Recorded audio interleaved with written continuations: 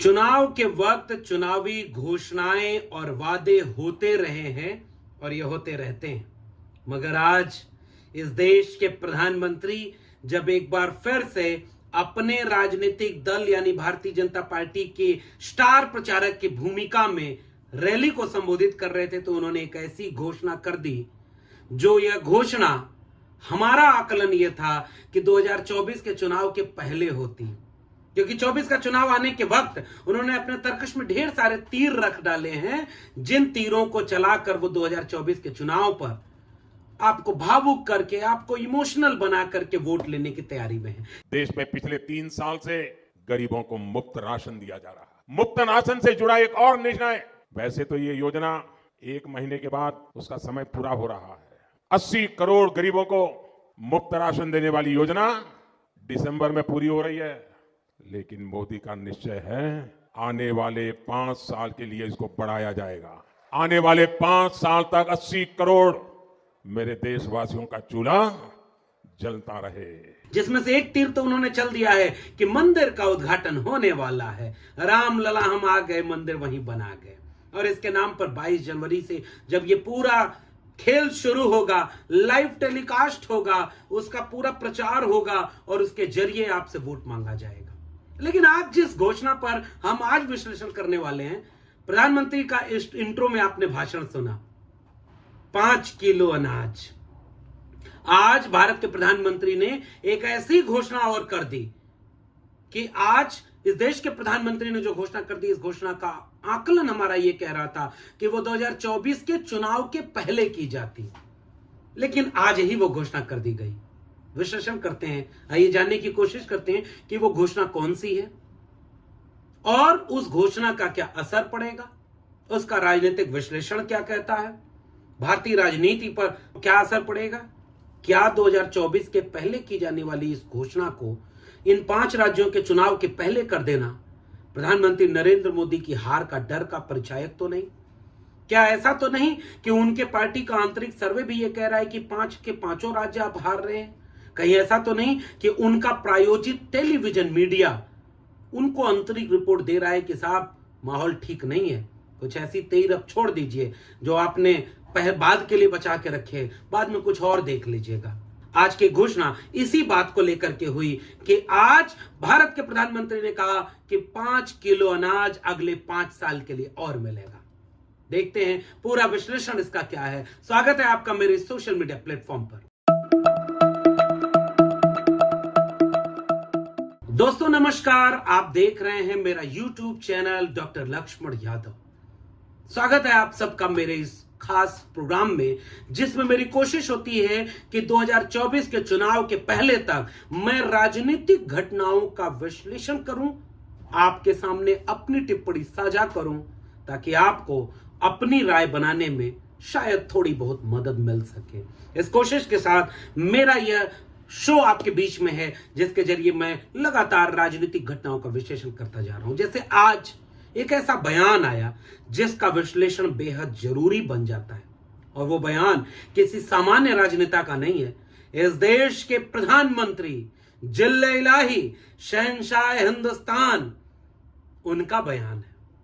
और आज वो शहंशाह हिंदुस्तान एक चुनावी भाषण दे रहे थे। अपने भाषण में उन्होंने एक घोषणा की। उन्होंने घोषणा करते हुए कहा कि भारत में आज के बाद 5 किलो अनाज जो पहले से मिलता चला आ रहा था, अब वह मुफ्त में अगले 5 साल तक और मिलेगा। भारत के प्रधानमंत्री के बयान का पूरा मजमून यह है कि प्रधानमंत्री गरीब कल्याण अन्न योजना के तहत देश में पिछले 3 साल से गरीबों को मुफ्त राशन दिया जा रहा है। जी, आपने ठीक सुना, गरीबों को मुफ्त रेवड़ी दी जा रही है। नहीं नहीं नहीं, गलती हो गई, गरीबों को मुफ्त राशन दिया जा रहा है। वैसे तो इस योजना का समय 1 महीने बाद पूरा हो रहा है, लेकिन मोदी का निश्चय है कि आने वाले 5 वर्ष के लिए इसे बढ़ाया जाएगा। आने वाले 5 साल तक मेरे 80 करोड़ देशवासियों का चूल्हा जलता रहे, ये मोदी की गारंटी है। और इसके बाद तालियों का गुबार और उस अभिनेता का एक शानदार डायलॉग डिलीवरी पूरी होती है। प्रधानमंत्री गरीब कल्याण अन्न योजना के तहत 5 किलो मुफ्त में रेवड़ी बांटी जाएगी। नहीं, माफी, गलती हो गई, 5 किलो मुफ्त में अनाज बांटा जाएगा। कैसा लगा आपको ये सुनकर? इसका विश्लेषण क्या इस देश के जागरूक नागरिक को करना जरूरी नहीं है? और यह बेहद जरूरी और सबसे अहम मुद्दा है, क्योंकि गांव कस्बों में सामान्य व्यक्तियों के घर, जिनके घर वाकई चूल्हे पर आग नहीं जलती, जिनके तवे पर रोटी बड़ी मुश्किल से चढ़ पाती है, उन लोगों के लिए यह बेहद संवेदनशील मुद्दा है। और वो लोग दिल से लगाकर इस 5 किलो अनाज को रखते हैं। इसके नाम पर भारतीय जनता पार्टी को वोट देते हैं कि मोदी हमें रोटी तो दे रहा। उन सब की भावना का सम्मान करते हुए हमारी ये नैतिक जिम्मेदारी है, हम इस पूरे वाकई का, पूरे वक्तव्य का एक राजनीतिक, सामाजिक और आर्थिक विश्लेषण करें। आइए विश्लेषण करते हैं कि अगर हम विपक्षी खेमे में इंडिया गठबंधन के प्रमुख होते, अगर हम इस विपक्षी दल को जोड़ करके एक प्रेस कॉन्फ्रेंस करते आज ही शाम को कि नरेंद्र मोदी हमारे 5 सवालों का जवाब दें। यह अलग बात है कि वो इंडिया गठबंधन जिससे घबरा गए थे नरेंद्र मोदी, वो कभी उसे घमंडिया गठबंधन कह रहे थे, कभी इंडी अलायंस कहने लगे और वही भाषा मीडिया बोलने लगी। लेकिन अभी 5 राज्यों के चुनाव के वक्त ऐसा उसमें आंतरिक कलह मची और सब दोष कांग्रेस को दे रहे कि भाई कांग्रेस तो अपना विधानसभा चुनाव लड़ने में व्यस्त हो गई, उसे तो इंटरेस्ट ही नहीं, क्योंकि कांग्रेस को लगता है कि अगर चुनाव जीत गए तो हम एक ऐसा माहौल बनाएंगे जिसमें ज्यादा वोटर हमारे पास होंगे तो हम ज्यादा अलायंस बना लेंगे। और तो और उन्हें यह भी लगता है कि हम सीट बार्गेनिंग में अपनी क्षमता ले लेंगे। और यह होते होते नीतीश कुमार का बयान हो, चाहे अखिलेश यादव का बयान हो, ममता बनर्जी की खामोशी हो या अरविंद केजरीवाल का मामला हो, ये सारी चीजें आंतरिक रूप से लगती हैं कि सब ठीक नहीं है। इंडिया गठबंधन में साझा रैली होनी थी अक्टूबर में, मध्य प्रदेश से शुरू होनी थी, उसको बंद कर दिया। उसको कहा कि ये रैली नहीं होगी क्योंकि कमलनाथ है वहां, उनके नाम के आगे कमल है। ये तो अखिलेश यादव की टिप्पणी आपने सुनी होगी। और तो और वही कमलनाथ उन 14 बैन किए गए इंडिया गठबंधन की तरफ से एंकरों में से एक नविका कुमार को हेलीकॉप्टर में बिठाकर इंटरव्यू देते नजर आए। और इससे साफ संदेश चला गया कि कांग्रेस पार्टी इंडिया गठबंधन को लेकर के बिल्कुल गंभीर नहीं है।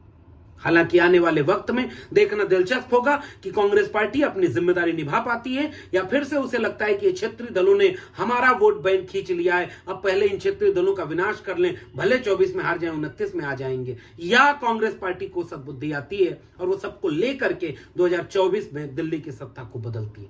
और अगर उनके मन में दिल्ली की सत्ता को बदलने की ईमानदारी है तो प्रेस कॉन्फ्रेंस करके मोदी से 5 सवाल पूछें।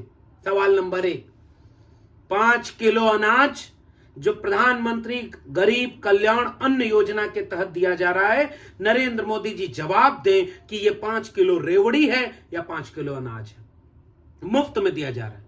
और अगर ये 5 किलो अनाज है, 5 किलो रेवड़ी नहीं है, तो भारत के प्रधानमंत्री माफी मांगे कि उन्होंने बाकी जगहों के विपक्षी दलों की ऐसी ही कल्याणकारी योजनाओं को रेवड़ी कह करके अपमानित क्यों किया। क्या मुफ्त में शिक्षा देना रेवड़ी है? क्या मुफ्त में बिजली देना रेवड़ी है? क्या मुफ्त में सिंचाई कर देना, पढ़ाई कर देना रेवड़ी है? क्या मुफ्त में दूसरे तरह की सुविधाएं देना रेवड़ी है? और अगर वो रेवड़ी है तो ये 5 किलो रेवड़ी क्यों नहीं हुई जो 80 करोड़ लोगों को मुफ्त में रेवड़ी बांटी जाएगी? और अगर ये नहीं है तो प्रधानमंत्री माफी मांगे और आइंदा गरीब कल्याण योजनाओं को रेवड़ी कहना बंद करें। सवाल नंबर 2, क्या 5 किलो अनाज पाने वाले 80 करोड़ लोग गरीबी रेखा के नीचे आते हैं या 5 किलो अनाज 5 साल तक पाने वाले गरीबी रेखा के ऊपर आते हैं 80 करोड़ लोग? इसका जवाब दे देश के प्रधानमंत्री। क्या आपने इस देश की 80 करोड़ आबादी, आधे से ज्यादा आबादी को आर्थिक रूप से इतना कमजोर कर दिया है कि वो 5 किलो अनाज भी जुटाने का सक्षम नहीं है? अगर 5 किलो अनाज न मिले तो उनके घर में रोटी न बने, क्या आपने उनके परिवारों को इतना कमजोर कर दिया है, 80 करोड़ लोगों को? इसका जवाब दे भारत के प्रधानमंत्री। सवाल नंबर 3, अगर ये 80 करोड़ लोग गरीबी रेखा के नीचे हैं और ये 5 किलो अनाज के लिए भी बेबस हैं कि वो आपके दिए अनाज पर ही निर्भर हैं, तो अगले 5 साल तक क्या ये 80 करोड़ लोग अब इतने ही कमजोर बनाए रखे जाएंगे कि वो आपके दिए हुए प्रधानमंत्री गरीब कल्याण अन्न योजना से लाभ लेते रहें और गरीबी रेखा के ऊपर न निकल पाए? इसका मतलब आपकी कोई पॉलिसी अगले 5 साल तक नहीं होने वाली और आप 5 साल तक इनको 5 किलो अनाज पर ललायत और बेबस रखेंगे। इसका सवाल इस देश के नेताओं को, इस देश के प्रधानमंत्री से पूछा जाना चाहिए। देश का प्रधानमंत्री यह जवाब दें कि क्या 80 करोड़ लोगों में से 20 करोड़ लोग भी कल को 1 साल बाद इतने सक्षम कर दिए नहीं जाएंगे कि वो अपने 5 किलो अनाज अपने घर में अपनी कमाई से ले आए? क्या इस देश की तरक्की के लिए जरूरी नहीं कि 80 करोड़ लोगों को 5 किलो अनाज देने की बजाय उन्हें इतना सक्षम किया जाए कि हर 80 करोड़ घर में 5 किलो अनाज अपनी क्षमता से डेवलप हो? तभी ना अर्थव्यवस्था चलेगी। सवाल नंबर 4, 5 किलो अनाज जो देने की बात कही गई है, अगर कोई परिवार आपके मुताबिक 5 किलो अनाज भी कमाकर घर ले आने के लायक नहीं बचा है, तो उस परिवार की बाकी बुनियादी जरूरतें कैसे पूरी होती होंगी? और मैं उसका विश्लेषण करते हुए आऊंगा इस बात पर, आपको बताऊंगा कि इस 5 किलो अनाज के मुफ्त में देने से आपने क्या क्या गिरवी रख दिया है। अगर कोई 5 किलो अनाज मुफ्त में पाए तो उससे कितने रुपए उसके बचेंगे? 100 रुपए, 150 रुपए? इससे ज्यादा तो नहीं बचेंगे 5 किलो अनाज से। 150 रुपए का सामान देकर मुफ्त में आपने क्या इस देश के लोगों का 1,500 रुपया जेब से नहीं निकाल लिया? पेट्रोल का दाम बढ़ाकर, डीजल का दाम बढ़ाकर, कभी प्याज का दाम बढ़ाकर, कभी टमाटर का दाम बढ़ाकर, एलपीजी सिलेंडर को 1200 रुपए में पहुंचाकर, खाने वाले सरसों के तेल को 200 रुपए में पहुंचाकर, शिक्षा को कई गुना महंगा करके आपने इस देश के लोगों को 150 रुपए का अनाज देकर 1,500 रुपया उनका हर दिन का नहीं लूट लिया? इसका जवाब इस देश के प्रधानमंत्री क्यों नहीं देते? क्या इस देश के प्रधानमंत्री को यह नहीं देना चाहिए? 150 रुपए का अनाज। और 5वां और आखिरी सवाल, इस देश के किसानों से जब आप गांव में जाएंगे तो पूछेंगे, किसानों को उनका बचत का 2.5 गुना, उनकी लागत का 2.5 गुना कब मिलेगा? अभी तो वो वादा पूरा नहीं हुआ, 2 करोड़ रोजगार, 15 लाख, अब तो भूल भी गए होंगे आप। आपको भी लगता होगा क्यों बार बार इसको बोलते हो? भारत के प्रधानमंत्री नए नए डायलॉग भी तो बोलते हैं, उस पर देखो। तो आप तो भूल गए होंगे, आप तो सवाल नहीं पूछते, आपको लगता है कि उनसे बेहतर कौन? वो तो भाई शेर है हमारा। तो जरा शेर से पूछिए ना, ये 5 किलो अनाज खरीदेंगे कहां से? विदेश से आएगा कि इसी देश से आएगा? तो खेती किसानी के लिए कौन सी योजना बनाई? क्या किसानों की लागत का 2.5 गुना मुनाफा उन्हें देने की जो वादा किया गया था वो पूरा हुआ क्या? और 5 किलो अनाज वो आप जो मुफ्त में देंगे, जैसे आपने 15 लाख रुपया मुफ्त में देने की बात कही गई थी, वो उसका क्या हुआ? अब इसका एक विश्लेषण करिए और मैं ये आखिरी विश्लेषण करके बाकी निर्णय आपके ऊपर सौंपता हूं। मैं सम्मान कर रहा हूं। हां, इस देश में बहुत बड़ी आबादी ऐसी हैंड टू माउथ है, गरीब, कमजोर, मजलूम, वंचित, शोषित है, जिसके लिए ये 5 किलो अनाज बहुत बड़ी अहमियत रखते हैं। वो इसे दिल से लगा कर रखता है। उसको लगता है कि मुफ्त में हमारे घर में अनाज तो पहुंच रहा है, हमारे घर में चूल्हा तो जल रहा, हमारे घर में रोटी तो बन रही, हमारे घर में पेट में अनाज तो जा रहा, इसलिए हम इन्हें ही वोट देंगे। और भाई ये क्यों हम कह रहे हैं? इसे तो अगले चुनाव 2024 के पहले इसका निर्णय होना था, जैसे 2019 के ठीक पहले पुलवामा हुआ। हम बिल्कुल उस पर टिप्पणी नहीं करना चाहते, किसने पुलवामा कराया, किसने हमला कराया, कौन इस साजिश में शामिल था, कौन दोषियों पर कोई कार्रवाई हुई कि नहीं हुई। लेकिन 4 साल तक उसके बाद अब जैसे जैसे चुनाव आ रहा है, कुछ और भी तो हो सकता है। सजग रहने का वक्त है नागरिक को। मंदिर बन रहा है, सजग होने का वक्त है, क्योंकि लाइव टेलीकास्ट 22 जनवरी से शुरू होगा। आपको क्या मिलेगा उससे? कुछ और भी हो सकता है, क्योंकि ये जो जोड़ी दिल्ली में बैठी हुई है वो कभी चुनाव अपने को हारता हुआ नहीं देख सकती। उसको यह कभी अनुभव ही नहीं है। उसने लोकतंत्र की बुनियादी शिक्षा ही नहीं ली कि चुनाव में हार जीत होती रहती है, विपक्ष में भी बैठना होता है और पूरा नहीं होती विपक्ष की कुर्सी। अब तो नए वाले संसद में दोनों कुर्सियां एक जैसी हैं, प्रधानमंत्री वाली भी वैसी है, विपक्ष के नेता वाली भी वैसी। केस मुकदमा झेलना होगा, थोड़ा सा मानते हैं, थोड़ा ईडी सीबीआई का पता बदल जाएगा, थोड़ा आपको भी जेल वेल जाना होगा। जेल तो अच्छी चीज है, जेल में बहुत सारे लोग अच्छे लोग भी गए हैं, लेकिन वो इस बात में माहिर हैं, वो नहीं जाना चाहते, इसलिए आपके सामने ऐसे और भी शगुफे आएंगे। अब एक बात का जवाब दीजिए, इस देश में क्या कांग्रेस पार्टी को ललकार करके यह सवाल नहीं पूछने की जरूरत है कि 2014-15 में जब देश के प्रधानमंत्री संसद में खड़े होकर के कहते हैं कि आप मेरी राजनीतिक मेधा को तो मानते होंगे, मनरेगा मैं बंद नहीं करूंगा, मैं पूरी दुनिया को पूरे गाजे बाजे के साथ ये ढोल पीट कर बताता रहूंगा कि आजादी के इतने साल बाद भी एक सरकार ने आपको गड्ढे खोदने पर मजबूर कर दिया, और मैं मनरेगा को बंद नहीं करूंगा। इसकी न मनरेगा आपकी नाकामयाबियों का जीता जागता दस्तावेज है। कांग्रेस पार्टी के नेताओं को, और न वो निभा रहे हैं अपनी जिम्मेदारी, तो इस देश के नागरिकों को, क्या इस देश के प्रधानमंत्री से यह सवाल नहीं पूछा जाना चाहिए कि 80 करोड़ जनता को 5 किलो अनाज मुफ्त में देना पड़े? आजादी का अमृत काल मनाने वाली सरकार, हर हाथ तिरंगा हर घर तिरंगा की बात करने वाली सरकार अपने देश के 80 करोड़ नागरिकों को क्या इतना बेबस, इतना लाचार, इतना कमजोर बना चुकी है कि उसको 5 किलो अनाज भी मुफ्त में देना पड़ रहा है ताकि उसके घर चूल्हा जल सके? इसका जवाब दीजिए कि नाकामयाबियां ये पिछले 9 साल की हैं या नहीं हैं? आपने क्यों 80 करोड़ लोगों को गरीबी रेखा के नीचे पहुंचा दिया? इस तेवर के साथ आपको यह सवाल पूछना होगा। और गांव कस्बों के लोगों, इस बात को सोचो, आप कब सोचोगे? पुराने जमाने में हमारी पिछली पीढ़ी, इवन हमारी पीढ़ी तक, हमारे घरों में लोग अपनी जगह जमीन गिरवी रखते थे ताकि हमारे बच्चे को अच्छी शिक्षा मिल जाए।